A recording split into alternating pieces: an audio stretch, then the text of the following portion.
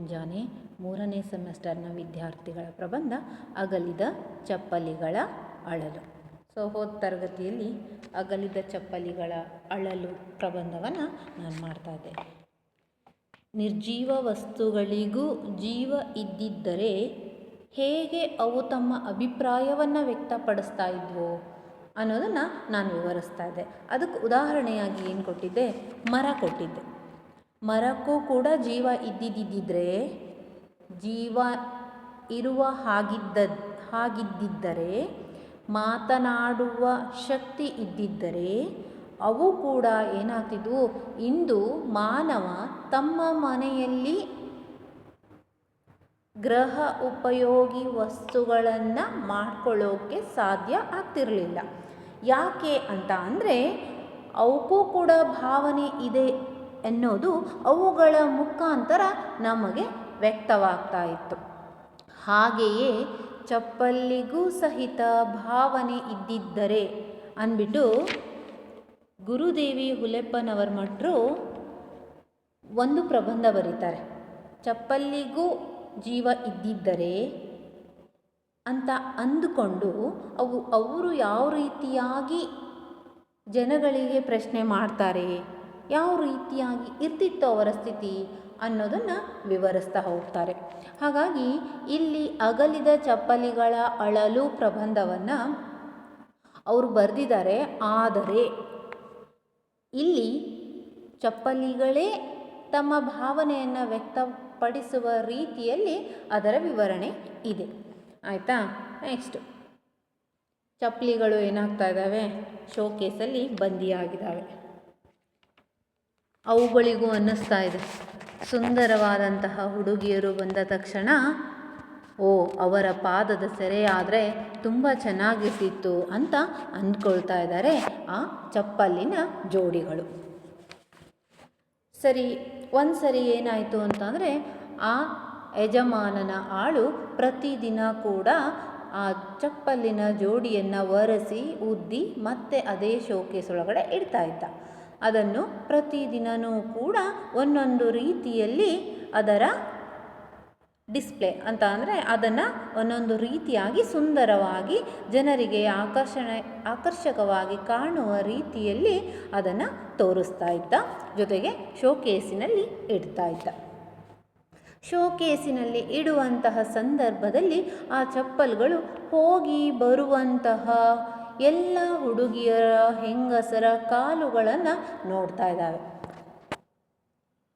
ಅದರಲ್ಲಿಯೂ ಚಪ್ಪಲ್ಗಳಿಗೆ ಆಸೆ. ಸುಂದರವಾದಂತಹ ಹುಡುಗಿಯರು ಬಂದ ತಕ್ಷಣ ನಾವು ಅವರ ಪಾದದ ಸೆರೆಯಾಗಬೇಕು ಅನ್ನೋ ಆಸೆ. ಅದೇ ರೀತಿಯಾಗಿ ಏನಾಗಿದೆ, ಒಮ್ಮೆ ಆ ಚಪ್ಪಲಿಯ ಅಂಗಡಿಗೆ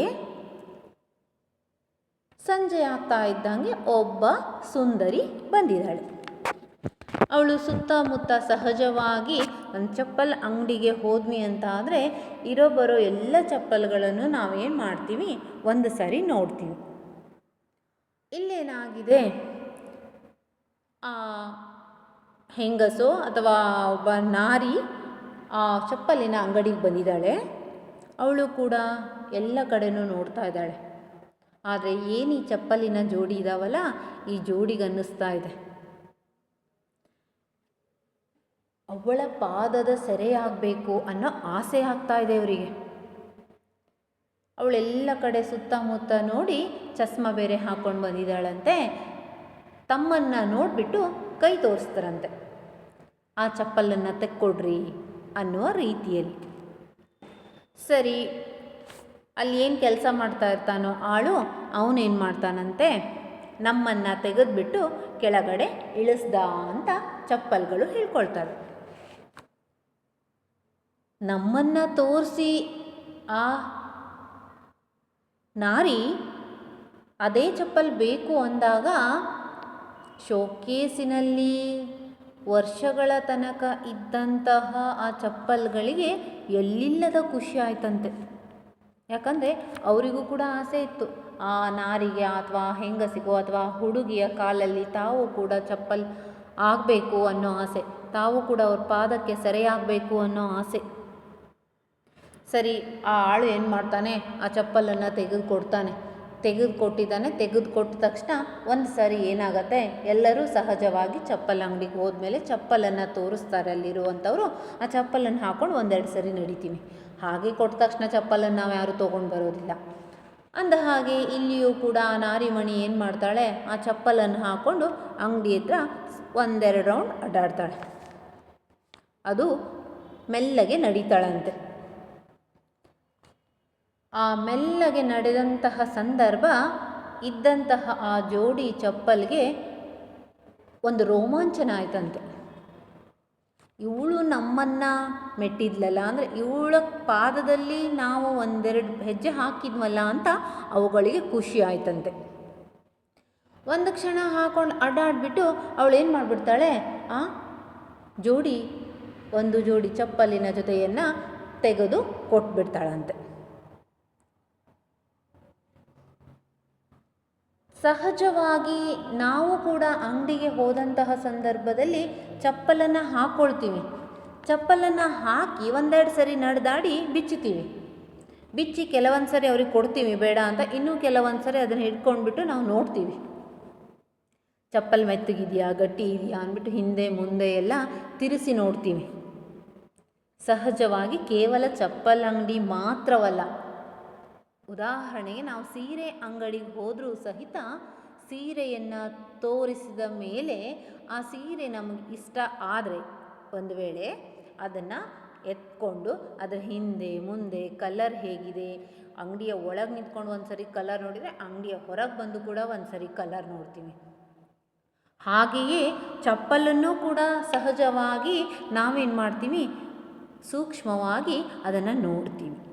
ಇಲ್ಲಿ ಆ ನಾರಿಮಣಿಯು ಕೂಡ ಏನು ಮಾಡ್ತಾಳೆ, ಆ ಚಪ್ಪಲನ್ನು ಎತ್ಕೊಂಡು ಹಿಂದೆ ಮುಂದೆ ತಿರುಗಿಸ್ಬಿಟ್ಟು ಅವಳು ನೋಡ್ತಾಳಂತೆ. ಅಷ್ಟೆಲ್ಲ ಆಸಕ್ತಿಯಿಂದ ನೋಡ್ತಾ ಇದ್ದಾಳಲ್ಲ ಅಂದ್ಬಿಟ್ಟು ಆ ಆಳು ಏನು ಮಾಡ್ತಾನೆ, ಸಹಜವಾಗಿ ವ್ಯಾಪಾರಸ್ಥರು ಬಂದಂತಹ ಗಿರಾಕಿಗಳ ಮನಸ್ಸನ್ನು ಆಕರ್ಷಣೆ ಮಾಡ್ತಾರೆ. ಹಾಗೆಯೇ ಇಲ್ಲೂ ಏನಾಗಿದೆ, ಆ ಚಪ್ಪಲಿಯ ಅಂಗಡಿಯ ಮಾಲೀಕ ಹೇಳ್ಕೊಟ್ಟಿರ್ತಾನೆ ಮೊದಲೇ ಆಳಿಗೆ, ಹೀಗೆ ಹೇಳಬೇಕು, ಗಿರಾಕಿ ಬಂದರೆ ಅವರನ್ನು ಖುಷಿಪಡಿಸ್ಬೇಕು, ಬಂದಂತಹ ಗಿರಾಕಿಯನ್ನು ಹಾಗೆ ಕಳಿಸ್ಬಾರ್ದು, ಅವ್ರಿಗೆ ಇಷ್ಟ ಆಗುವ ರೀತಿಯಲ್ಲಿ ಹೇಳಬೇಕು ಅಂತ. ಸೊ ಹಾಗಾಗಿ ಅವ್ರು ಏನು ಮಾಡ್ತಾರೆ, ಅವಳು ಏನು ಚಪ್ಪಲನ್ನು ಹಿಡ್ಕೊಂಡಿರ್ತಾಳೋ ಆಗ ಚಪ್ಪಲ್ಗಳನ್ನು ತೋರಿಸ್ತಾ ಇದ್ದಂತಹ ಆ ಆಳು ಏನು ಮಾಡ್ತಾನೆ, ಅವ್ರಿಗೆ ಹೇಳ್ತಾನಂತೆ, ಮೇಡಮ್ ಇದು ತುಂಬ ಲೇಟೆಸ್ಟು, ಈಗ ಸದ್ಯ ಏನಾಗಿದೆ ಇದು ಬಂದಿದೆ. ಅದು ಎಲ್ಲಿಂದ ಬಂದಿದೆ, ಬಾಂಬೆಯಿಂದ ಸದ್ಯ ತಾನೇ ಬಂದಿದೆ ಮೇಡಮ್. ಇದು ತುಂಬ ಲೇಟೆಸ್ಟ್ ಮಾಡೆಲ್, ಇದು ತುಂಬ ಹೊಸದಾದಂತಹ ಒಂದು ಮಾಡೆಲ್ ಇದು. ಹಾಗೆ ಅಷ್ಟೇ ಅಲ್ಲದೆ ಪ್ಯಾರಿಸ್ನಲ್ಲಿ ಇದಕ್ಕೆ ತುಂಬ ಬೇಡಿಕೆ ಇದೆ ಅಂತ ಅಂದ್ಬಿಟ್ಟು ಆತ ಏನು ಮಾಡ್ತಾನೆ, ಹೇಳ್ತಾ ಇದ್ದಾನೆ, 1 ವರ್ಷ ಗ್ಯಾರಂಟಿ ಕೊಡ್ತೀನಿ, ಅಷ್ಟರ ಒಳಗಡೆ ಏನಾದರೂ ಅದು ಹಾಳಾದರೆ, ಹರಿದೋದ್ರೆ, ಕಿತ್ತೋದ್ರೆ ಮತ್ತೆ ನಿಮಗೇನು ಮಾಡಿಕೊಡ್ತೀವಿ, ಬದಲಿಸುವಂತಹ ಸೌಲಭ್ಯ ಇದೆ ಅಂತ ಕೂಡ ಅವನು ಏನು ಮಾಡ್ತಾನಂತೆ, ಆ ಬಂದಂತಹ ನಾರಿಮಣಿಗೆ ಹೇಳ್ತಾನಂತೆ. ರೇಟ್ ಭಾಳ ಜಾಸ್ತಿ ಇಲ್ಲ, ರೇಟು ಕೂಡ ಕಡಿಮೆನೇ ಇದೆ ಅಂತ ಹೇಳ್ತಾನೆ. ರೇಟನ್ನು ಕೇಳ್ತಾಳೆ ಅವಳು. ಸಹಜವಾಗಿ 249 ರೂಪಾಯಿ 99 ಪೈಸಾ ಅನ್ನೋದನ್ನು ಆ ವ್ಯಕ್ತಿ ಹೇಳ್ತಾನೆ. ಸಹಜವಾಗಿ ಯಾವುದೇ ಅಂಗಡಿಗೆ ಹೋದರೂ ಕೂಡ ಫಸ್ಟ್ ಚಪ್ಪಲ್ ನೋಡ್ತೀವಿ, ಚಪ್ಪಲ್ ಇಷ್ಟ ಆದರೆ ರೇಟ್ ಕೇಳ್ತೀವಿ, ರೇಟ್ ಕೇಳಿದ ಮೇಲೂ ನಮಗೆ ಬೇಕೋ ಬೇಡೋ ಅನಿಸಿದರೆ ಅದನ್ನು ತೊಗೊಳ್ತೀವಿ. ರೇಟ್ ಜಾಸ್ತಿ ಆದರೆ ಅದನ್ನು ತೊಗೊಳ್ಳಲ್ಲ, ರೇಟ್ ಕಮ್ಮಿ ಇತ್ತು ನಮಗಿಷ್ಟ ಆಯಿತು ಅಂತಾದರೆ ನಾವು ಅದನ್ನು ತೊಗೊಳ್ತೀವಿ. ಆಯಿತಾ, ಕೇವಲ ಅಷ್ಟನ್ನೇ ಮಾಡೋದಿಲ್ಲ, ಹಾಗೆ ಬಿಟ್ಟು ಬಂದರೆ ಎಲ್ಲಿ ಆ ಮಾಲೀಕ ಏನಾದರೂ ಹೇಳಿಬಿಡ್ತಾನೇನೋ ಅನ್ನುವ ಭಯನೂ ಕೂಡ ಇರತ್ತೆ. ಏನಾದರೂ ಒಂದು ಕಾರಣವನ್ನು ಹುಡುಕ್ತಿರ್ತೀವಿ. ಸರಿ, ಅವ್ರೇನು ಹೇಳ್ತಾರೆ, 249 ರೂಪಾಯಿ 99 ಪೈಸಾ ಈ ಜೋಡಿಗೆ ಅಂತ ಹೇಳ್ತಾನೆ. ಅವನ ಬಾಯಿಂದ ಕೇವಲ ಆ ರೇಟ್ ಅಷ್ಟೇ ಅಲ್ಲ, ಚಪ್ಪಲಿನ ಬಗ್ಗೆ ಹೊಗಳಿಕೆಯ ಮಾತುಗಳೇ ಬರ್ತಾ ಇದ್ದಾವೆ. ಆ ಸಂದರ್ಭದಲ್ಲಿ ಜೋಡಿ ಚಪ್ಪಲ್ ಏನು ಕಾಯ್ತಾ ಇದ್ವೋ ಅವುಗಳಿಗೆ ನಾಚಿಕೆ ಆಯ್ತಂತೆ. ಯಾಕೆ ಅಂದರೆ ಸಹಜವಾಗಿ ಯಾರನ್ನಾದ್ರೂ ಮನೇಲಿ ಅಪ್ಪ ಅಮ್ಮ ಆಗಿರ್ಬೋದು, ಮಕ್ಕಳನ್ನು ಹೊಗಳ್ತಾ ಇದ್ದರೆ ಮಕ್ಕಳಿಗೆ, ಸಣ್ಣ ಮಕ್ಕಳಿಗಾದರೆ ಅವ್ರಿಗೇನು ಗೊತ್ತಾಗೋದಿಲ್ಲ, ಖುಷಿ ಆಗುತ್ತೆ. ದೊಡ್ಡವರಾಗ್ತಾ ಆಗ್ತಾನೋ ಖುಷಿ ಆಗುತ್ತೆ. ಕೆಲವೊಂದು ಸಾರಿ ಸಂಕೋಚನೂ ಆಗುತ್ತೆ, ನಾಚಿಕೆನೂ ಆಗುತ್ತೆ. ಇಲ್ಲಿ ಆ ಚಪ್ಪಲ್ಗೆ ಆ ಭಾವನೆ ವ್ಯಕ್ತವಾಯ್ತಂತೆ. ನಮ್ಮ ಯಜಮಾನ ನಮ್ಮನ್ನು ಹೊಗಳ್ತಾ ಇದ್ದರೆ ನಮಗೆ ನಾಚಿಕೆಯ ಜೊತೆಗೆ ಸಂಕೋಚ ಆಯಿತು ಅಂತ ಆ ಜೋಡಿ ಚಪ್ಪಲ್ಗಳು ತಮ್ಮ ಭಾವನೆಯನ್ನು ವ್ಯಕ್ತಪಡಿಸ್ತಾ ಇದ್ದಾವೆ.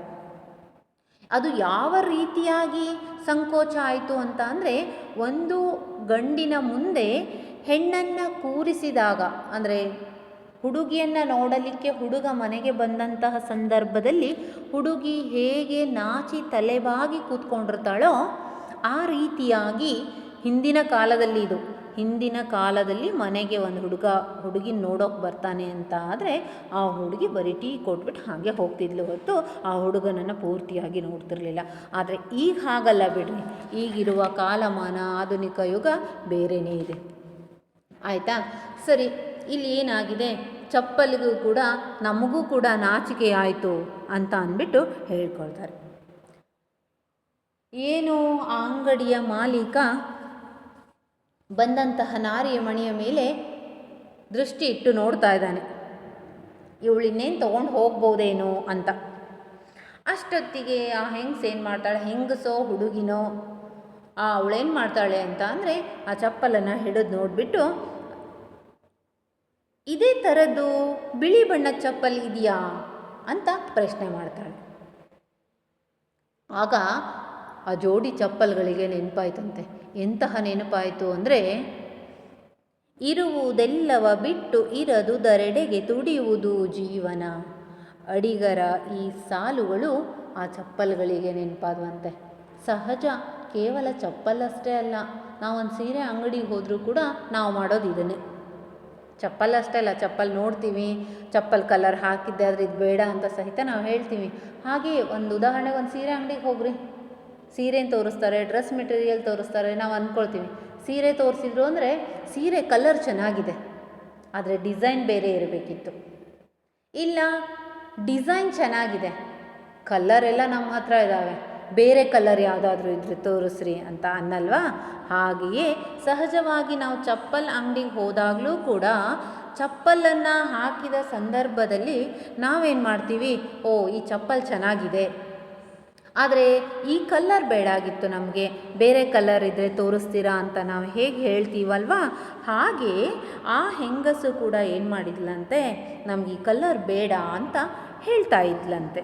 ಆ ಸಂದರ್ಭದಲ್ಲಿ ಆ ಜೋಡಿ ಚಪ್ಪಲ್ಗಳಿಗೆ ನೆನಪಾಗಿದ್ದೇ ಅಡಿಗರ ಇರುವುದೆಲ್ಲವ ಬಿಟ್ಟು ಇರದುದರೆಡೆಗೆ ತುಡಿಯುವುದು ಜೀವನ. ಯಾಕೆ ಈ ಸಾಲು ಅವ್ರಿಗೆ ಆ ಜೋಡಿ ಚಪ್ಪಲ್ಗೆ ನೆನಪಾಗತ್ತೆ ಅಂತ ಅಂದರೆ, ಸಹಜವಾಗಿ ಈಗಿನ ಸಂದರ್ಭದಲ್ಲಿ ಚೆನ್ನಾಗಿ ಓದ್ತಾರೆ, ನಮ್ಮ ದೇಶದಲ್ಲೇ ಬೇಕಷ್ಟು ಉದ್ಯೋಗ ಸಿಕ್ಕತ್ತವರಿಗೆ, ಆದರೂ ಕೂಡ ಅವ್ರು ಮಾಡೋದೇನು ಬೇರೆ ದೇಶಕ್ಕೆ ಹೋಗಬೇಕು, ಅಲ್ಲೇ ದುಡಿಬೇಕು ಅಂತ ಆಸೆ ಪಡ್ತಾರೆ. ಹಾಗೆ ಆ ಚಪ್ಪಲ್ ಅಂಗಡಿಯಲ್ಲಿ ಬೇಕಷ್ಟು ಚಪ್ಪಲ್ಗಳು ಇದ್ದರೂ ಕೂಡ ಬಂದಂತಹ ಗಿರಾಕಿಗಳಿಗೆ ಇರುವ ಚಪ್ಪಲನ್ನು ಬಿಟ್ಟು, ಇರುವ ಬಣ್ಣವನ್ನು ಬಿಟ್ಟು ಬೇರೆಯೇ ಬೇಕು ಅನ್ನೋದಕ್ಕೋಸ್ಕರ, ಬೇರೆಯೇ ಕೇಳ್ತಾರೆ ಅನ್ನೋದಕ್ಕೋಸ್ಕರ ಆ ಚಪ್ಪಲ್ಗಳ ಜೋಡಿ ಏನು ಮಾಡ್ತಾ ಇದೆ, ಅಡಿಗರ ಈ ಸಾಲುಗಳನ್ನು ಹೇಳ್ತಾ ಇದ್ದಾವೆ. ಸರಿ, ಮುಂದವಳ ಚಪ್ಪಲ್ ತಗೊಂಡ್ಲಾ ಅಥವಾ ಆ ಚಪ್ಪಲ್ ತಗೊಳ್ಳಿಲ್ವಾ ಅನ್ನೋದನ್ನು ಮುಂದಿನ ತರಗತಿಯಲ್ಲಿ ನಾನು ಹೇಳ್ತೀನಿ. ಧನ್ಯವಾದಗಳು.